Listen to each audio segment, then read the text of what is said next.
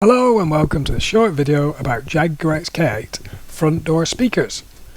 I'm going to go through 6 sections in this video. Okay, first of all, section 1, the problem.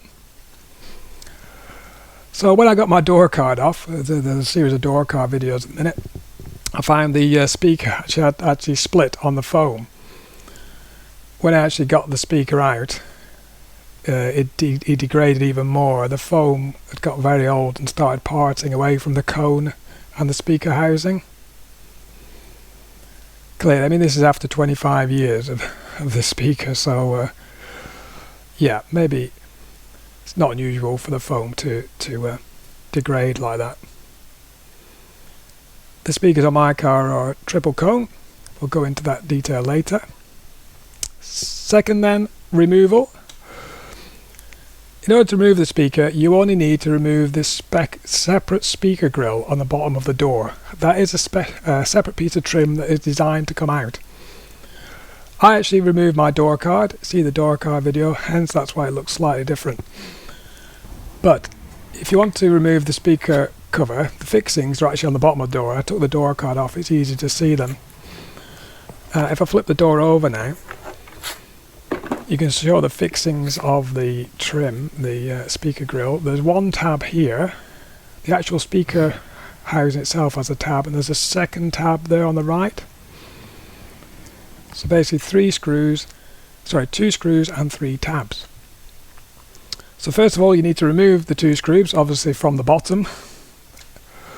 And then to remove the speaker, just pull slightly underneath to release the clips, the 2 clips to the side. And the speaker grill should just fall out. It literally is as easy as that. And then it'll reveal your speaker. You can see the tabs there. One tab, the speaker tab, and the other tab. Then you can see the speaker itself. This is after I've replaced it, to be honest. And there's 3 screw holes just visible. So you then have to remove the 3 screws. They're self-tappers. The speaker will come out, and then you just remove the plug and from the socket, pushing it in. There's a little retaining tab, push it in and pull it away, and your speaker will come out. And it really is as simple as that to get the speaker out. Section 3 then, specifications. So you're probably aware there are 2 types of speaker systems in the XKR. There's the base and the premium.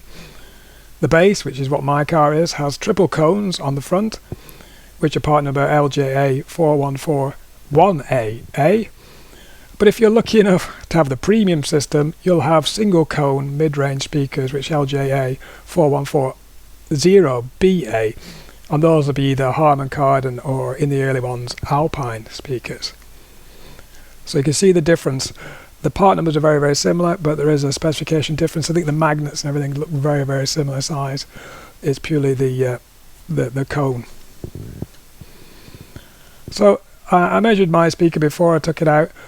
The speaker diameter is 152 millimeters, but ironically, when you look at aftermarket speakers, it seems to be specified at 160 millimeters or 160 centimeters or 6.5 inches. That those are equivalent, and they do fit. The depth of the housing is 70 mm, and the magnet on the back is also 70 mm diameter. The height of the speaker is roughly 75 millimeters. Section 4 then, replacement. So I chose some quite cheap speakers. Basically JVC CS-J620X. They were less than £20. I didn't really want to spend a lot of money. I spent a lot of money in my Jag, and I couldn't really justify spending rucks of money on speakers. And actually they're very easy to replace if I want to upgrade later. So I chose these speakers. I went from a single cone to a dual, basically mid-range with a tweeter in. They're only 30 watts, not particularly special.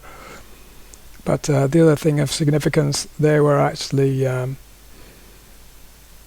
plastic cone, so hopefully get a bit more life. And when I've first compared them, you can see, oh blimey, you get what you pay for. The magnet is tiny compared to the old one. So the Jaguar ones obviously were quality, not quite replacing like for like. So just as a comparison, the budget speaker magnet is 60 rather than 70. The height of the overall speaker is, instead of 75, is now 50. So it's a bit smaller, albeit it's got a tweeter in the front. The one thing it didn't have was actually the mating foam on the surface of the top. So I need to look to remove that. That's featured later on in the video. So fifth section, section 5.1, adapting the socket. So I didn't really want to butcher the wiring loom, so I decided to butcher the old speakers because they're completely past it, and add that to the new speaker. So what I basically did, I peeled back the speaker cone to get access to the back of the socket on the old speaker. I then flicked off, there's a little plastic retaining wire, flicked that out of the way with a screwdriver, and then drilled out the rivet retaining the socket. Literally then the only thing holding it on is the wiring. So I got some snips and cut as long a wire, as much amount of wire as I could, and the socket was removed. It's literally as easy as that. I had a choice then, really. This was the connections for the new speaker. You get connectors with it in the kit and some wires, but I was really looking to either take the whole thing off and solder it on, or just attach it over the top, and I decided to go that way, to be honest. So I removed all the wires, filed down the plastic to make it a bit easier to fit flush. I then resoldered the wires on in the other direction, so it's easier to thread them in. I then soldered the wires on to the new connector and simply put a self-tapping screw in. And that's not the greatest solution. I think later I might take them out and put a proper rivet in, see how they go. Don't want them to work loose.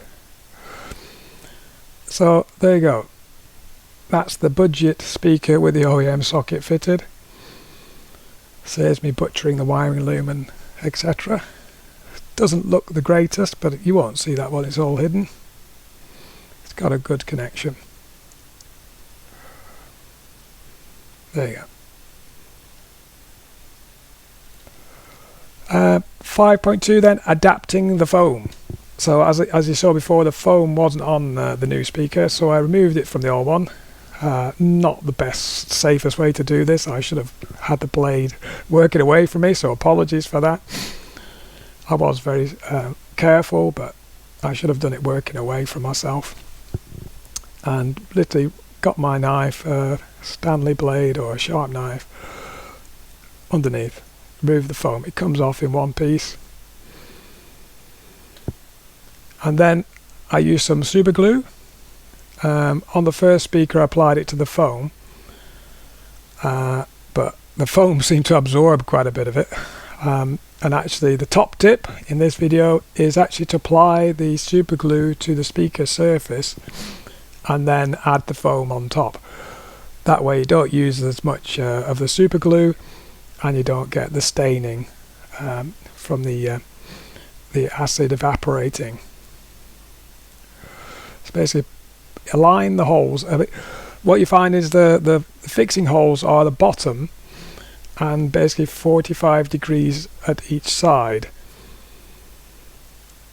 There you go. That's the foam fixed. To actually make sure it was fully attached, I left it overnight upside down, and that seemed to work great. Finally then, refitting the speaker.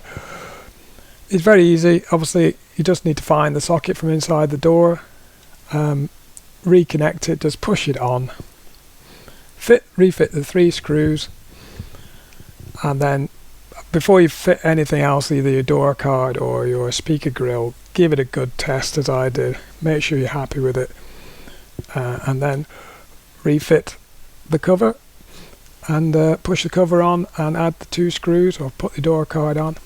There you go. So that was the video. The problem, removal, specification, replacement, adapting and refitting. Everything you need to know about front speakers. Thank you very much for watching. Hope you found that useful. Please click the like button if you liked it. Please share. Please comment and subscribe if you'd like to see more XK videos.